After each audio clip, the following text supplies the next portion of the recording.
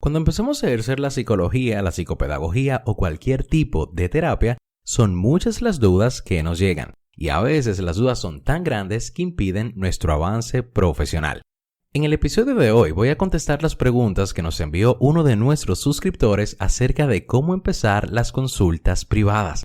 Esas preguntas tienen que ver con cómo elegimos el test apropiado, cuántos test tenemos que aplicar y cómo se define el número de sesiones.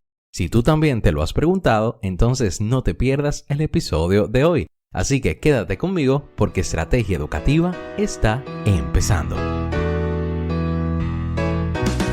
Estrategia Educativa con David Vázquez. Estrategia Educativa con David Vázquez. Maestros y psicólogos encontrarán un espacio para sus habilidades avanzar. Estrategia Educativa con David Vázquez. Estrategia Educativa con David Vázquez. David Vázquez. Te doy la bienvenida al episodio número 28 de Estrategia Educativa, un espacio que hemos creado en Neuropsicología RD para que los maestros y psicólogos siempre tengan las mejores estrategias en sus manos. Mi nombre es David Vázquez y el episodio de hoy voy a ser un poquito diferente, porque más que tratar un tema, lo que voy a hacer es responder públicamente un correo que nos llegó el 23 de marzo de este año. El correo lo envió John Alexander y la verdad es que me sentí súper identificado. Porque en su correo él explica que está empezando con sus consultas privadas. Y yo sé que cuando uno está empezando, señores, uno a veces tiene más dudas que respuestas. Entonces lo que voy a hacer es que voy a tratar de darte un poco de claridad al respecto. Voy a empezar leyendo el correo para que así todos entiendan lo que voy a explicar. El correo dice así: Hola David, muchas gracias por esta oportunidad y por los recursos que nos aportan. Ahora mismo estoy empezando con mis consultas privadas y tengo muchas preguntas. Por ejemplo, ¿cómo escojo el test apropiado?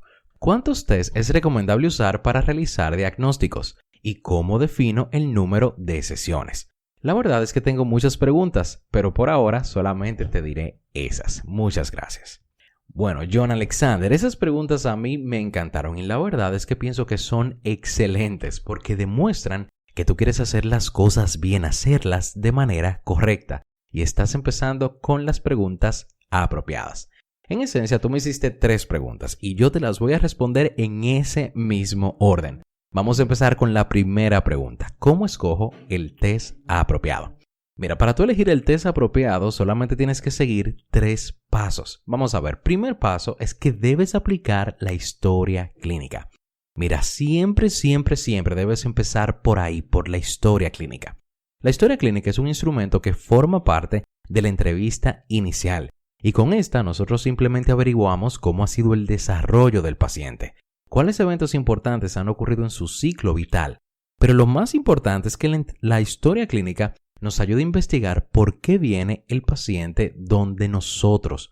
O sea, es en la historia clínica donde nosotros podemos profundizar en la queja. Y es esa queja, esa dificultad, la que nosotros vamos a evaluar. Después que nosotros aplicamos la historia clínica viene el paso número 2. Debes decidir si ese paciente te pertenece a ti o a otro profesional. Mira, hoy día nosotros estamos en el mundo de las especializaciones y eso todo el mundo lo sabe. Y en realidad eso es algo bueno porque eso indica que hay un profesional para cada cosa. Si tú estudiaste psicopedagogía, pero te llega un paciente con problemas de pareja, oye, ya tú sabes que ese paciente no te corresponde a ti, sino a un terapeuta de parejas. Por favor, nunca vayas a recibir un paciente para el cual tú no has recibido preparación, porque eso termina siendo más mal que bien. Y bueno, después que ya tú sabes que ese paciente te pertenece a ti, viene el paso número 3. Debes aplicar pruebas que sirvan para evaluar la queja. Mire, el objetivo final con la prueba y el objetivo final de la evaluación en general es verificar si de verdad hay un problema que requiera tratamiento. Y obviamente eso va a depender de tu enfoque profesional. Por ejemplo, yo me enfoco principalmente en deficiencias cognitivas, en problemas de aprendizaje y en los problemas de conducta. Para esas 3 áreas específicas yo tengo varias pruebas, pero eso no quiere decir que yo le voy a aplicar pruebas de trastornos de aprendizaje a una persona que viene a evaluarse por problemas de memoria que está teniendo a sus 70 años. Con esa persona no es necesario evaluar problemas de aprendizaje porque su queja son problemas de memoria, o sea, son problemas diferentes. Por lo tanto, las pruebas se eligen en función de la queja que trae el paciente. Y eso tú lo vas a descubrir en la historia clínica y decidiendo si ese paciente te pertenece a ti o a otro profesional. Mira, si tú sientes que lo que necesitas es conocer más pruebas de evaluación porque no conoces muchas pruebas, no te preocupes. Hay muchos cursos que te enseñan sobre pruebas y cómo aplicarlas. Pero lo importante es que continúes tu formación si sientes que lo necesitas. Oye, créeme, no importa los años de experiencia que uno tenga, ese tema de la formación continua es algo eterno que va a durar toda la vida. Bueno, ahora veamos la segunda pregunta. ¿Cuántos test es recomendable aplicar para realizar diagnósticos? Wow, mira, en realidad no hay un número de test específicos porque más que el número de pruebas, lo que importa es el proceso que tú estés evaluando. Mira, si tú entiendes el proceso, tú vas a usar el número de test necesarios para descubrir cómo está el paciente en ese proceso. Y en ese sentido, el número de pruebas puede variar de paciente en paciente. Te voy a poner un ejemplo. Mira, cuando a mí me dicen que un paciente tiene problemas de atención, yo tengo que evaluar ese proceso cognitivo llamado atención. Pero, ¿qué sucede? Mira, en realidad existen muchos tipos de atención. Tenemos la atención focalizada, la atención sostenida, la atención selectiva, la atención alternante y la atención dividida. Cuando yo evalúo atención, mi objetivo es identificar en qué tipo de atención está el problema exactamente. Y hay pacientes que a la primera prueba que yo paso, yo me puedo dar cuenta de que el problema está, por ejemplo, en la atención sostenida. Pero hay pacientes que me toman más tiempo y me toman más pruebas, porque yo no me enfoco en el número de pruebas. Eso para mí es irrelevante. A mí lo que me importa es descubrir dónde está el problema exactamente en la atención. Por lo tanto, mira, no te preocupes por el número de pruebas, preocúpate por el proceso que tú estás evaluando. Y otro punto que debes tomar en cuenta es el siguiente. Mira, el diagnóstico no lo haces tú solamente. El diagnóstico debe venir de un equipo multidisciplinario. Por ejemplo, cuando yo evalúo un niño que tiene problemas de atención, yo lo refiero también a su pediatra y también lo refiero a un psiquiatra infanto-juvenil. Porque mira, hay muchas condiciones médicas que pueden provocar deficiencias en la atención. Y eso es algo que yo no sé cómo trabajar porque yo no soy médico. Por lo tanto, recuerda que siempre debes trabajar junto a un equipo.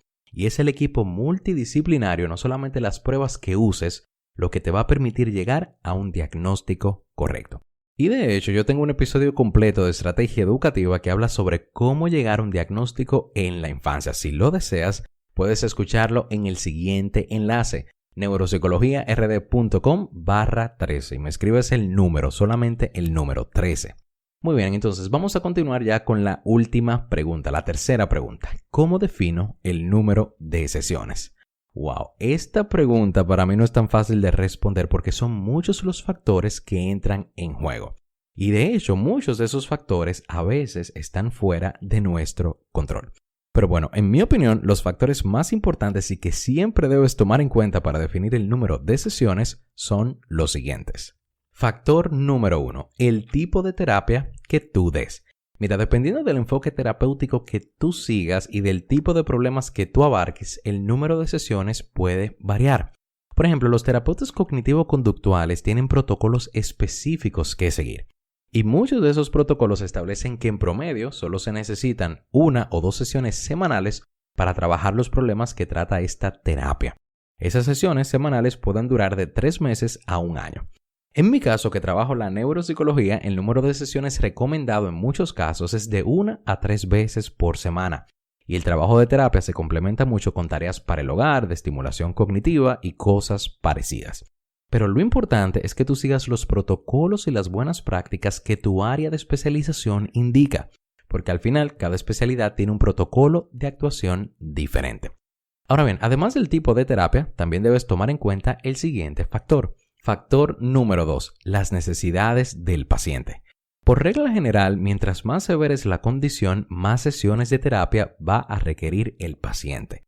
La severidad de la condición la vas a descubrir en la evaluación. Por eso es muy importante aprender a realizar una evaluación que guíe la intervención. Eso es lo que yo llamo una evaluación para la intervención. Porque en verdad esos dos procesos van de la manito. Mira, mucha gente me dice a mí, no David, yo lo que quiero aprender es evaluación. A mí lo que me gusta es la evaluación. Yo no quiero aprender nada de la intervención.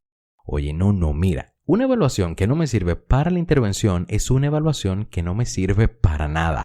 Porque el objetivo final de la evaluación es determinar cómo será esa intervención.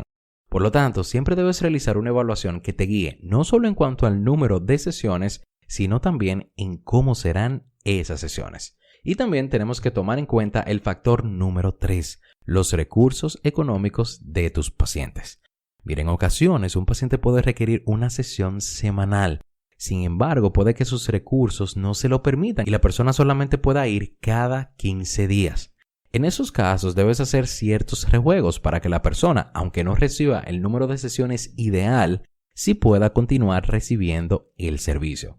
Por lo tanto, créeme, este tema de los recursos económicos es un tema sensible y siempre debes tenerlo en cuenta. Y por último, adicionalmente debes tomar en cuenta el factor número 4. Factor número 4, la etapa de la terapia en la que te encuentras. Mira, lo normal es que el mayor número de sesiones se dé al principio de la terapia.